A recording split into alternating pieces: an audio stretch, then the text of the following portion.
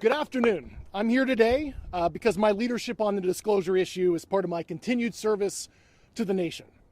I took an oath as an Air Force officer swearing allegiance to the principles and the framework of the U.S. Constitution. I took that oath seriously then, and I take that oath seriously now. And if this is one of my final duties of public service, I want it to be this: helping Congress and the President restore lawful accountability over activities and spending that should never have been placed beyond constitutional oversights, and to be transparent with the American people. There are a myriad of issues across multiple cultural, religious, and institutional spectrums. The topics here that we're discussing today go beyond life in the universe. There are serious homeland security and airspace safety issues. There are relevant counterintelligence and technology protection issues that must be taken into consideration.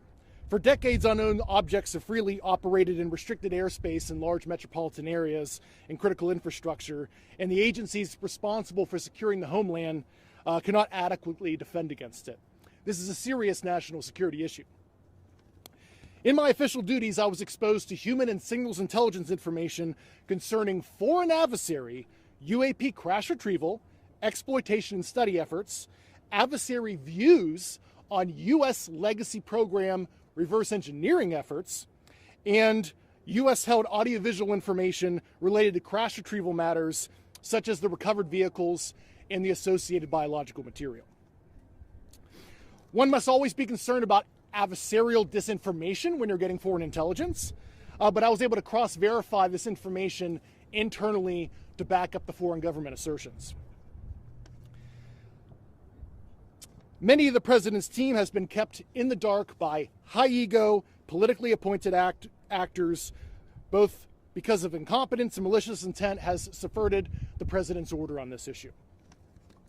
Furthermore, some of this foreign intelligence has not been provided to Congress despite lawful requests to the Defense Intelligence Agency last summer, and also having formally been published across the IC and analyzed by such analytical centers such as NASIC.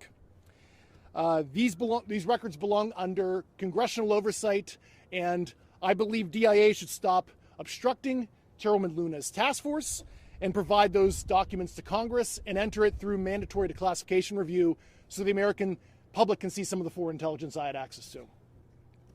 Secrecy around this issue did not appear overnight. Subsequent executive orders, Secretary of Defense memorandums, compartmented security, basically nullified Congress's role with the judicial branch with oversight of this issue. Remember, classification exists to protect the nation. Executive Order 13526 discusses what can and cannot be classified. Embarrassment, hiding funds, criminal activity, and the basic information about scientific information in the universe is unlawful for it to be classified. And this is why whistleblower protections matter. Through my federal litigation ongoing with the Department of War, I learned that the Air Force worked with an external agency to seek an investigation of me for alleged unauthorized disclosures punishable under the Espionage Act after I testified in front of Congress in 2023, discussing the results of my congressionally directed investigation in the support of the first Trump administration. This should concern every member of Congress, regardless of party. To this day, I'm still fighting years of record withholding, administrative obstruction, and a prolonged effort to get a medical military retirement that I still am not in a retired status. This is also a real fraud, waste, and abuse issue. President Vance's task force is sharply focused on the issue of misuse of funds. The same accountability problem applies here. And during my investigation, I found slush funds to the tune of billions of dollars per annum for these activities. We cannot have one standard for the American people and another standard for the deep state that hide behind the veil of secrecy. President Trump has the authority to create an enduring legacy of government transparency, accountability consistent with national security protections. Disclosure should not depend on leaks. It should not depend on the public taking my word for it or anyone else's. American people deserve more than vague denials and selective releases of prior administrations, to include through troubled organizations such as ARROW.